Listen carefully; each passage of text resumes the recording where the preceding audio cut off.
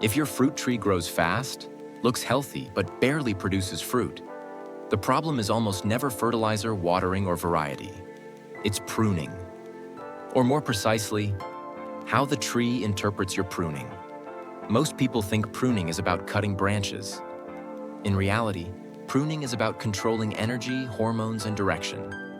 And once you understand that logic, fruiting becomes predictable. Let's start with the biggest misconception. A fruit tree does not fruit because it is big.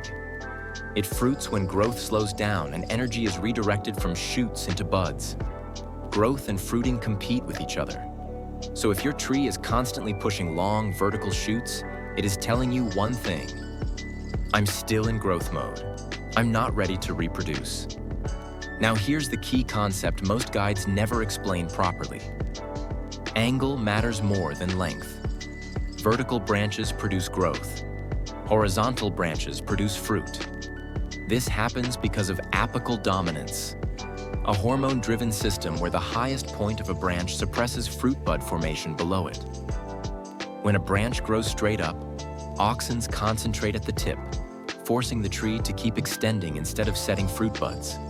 But when a branch is closer to horizontal, that dominance is broken.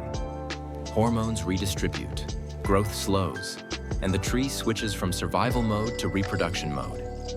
This is why old orchards used bending, not heavy cutting. Now let's talk about the biggest pruning mistake. Most people see a tall tree and think, it's too big, I need to cut it hard. So they remove the top. What happens next? The tree panics. Instead of fruiting, it sends out multiple strong vertical shoots, water sprouts, even more aggressive than before. You didn't calm the tree, you stressed it. Heavy pruning equals strong vegetative response. Light, intelligent pruning equals fruiting response. So what should you actually remove? Rule number 1, remove vertical dominant shoots that compete with the main structure. If a branch is growing straight up and doesn't carry fruit spurs, it's stealing energy. Rule number 2, preserve branches that grow at wide angles, even if they look weak. Those are your future fruiting branches. Rule number 3, never clean a tree completely. A clean tree looks nice to humans, but trees don't like perfection. They need leaf mass to regulate energy. Over-pruning delays fruiting by years. Now let's look at real examples. On apples and pears, fruit forms mostly on spurs, short, slow-growing structures. If you constantly remove them because they look unproductive, you remove next year's harvest. On stone fruits like plums, peaches, and cherries, fruit forms on 1-year or 2-year wood. If you let everything grow straight up, you get wood, not fruit. The logic stays the same, but the timing differs. Another critical mistake is pruning at the wrong time. Winter pruning stimulates growth. Summer pruning reduces growth. If your tree is too vegetative, winter pruning alone will make the problem worse. Light summer pruning, removing only strong vertical shoots, helps redirect energy into fruit bud formation for the next season. Now let's talk about young trees. This is where most long-term problems start. If you aggressively prune a young tree, you delay fruiting. If you let it grow completely wild, you create poor structure.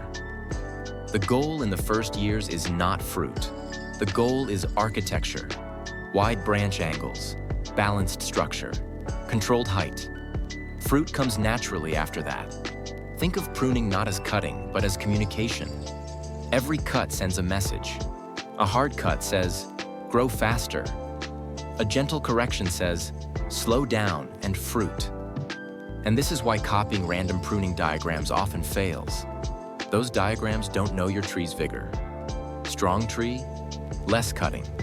Weak tree, even less cutting. The healthier the tree, the more patient you must be. So let me give you a simple action plan. First, stop removing horizontal branches unless they are damaged. Second, reduce vertical dominance gradually, not aggressively. Third, if your tree grows too much, prune less, not more. And finally, Judge pruning success not by how the tree looks, but by how it responds the next season. Shorter shoots, more spurs, balanced growth. That's how you know you're doing it right. If you want, I can make separate videos for specific fruit trees, apples, plums, peaches, and show real pruning decisions step by step. Because once you understand the logic, pruning stops being confusing. It becomes predictable.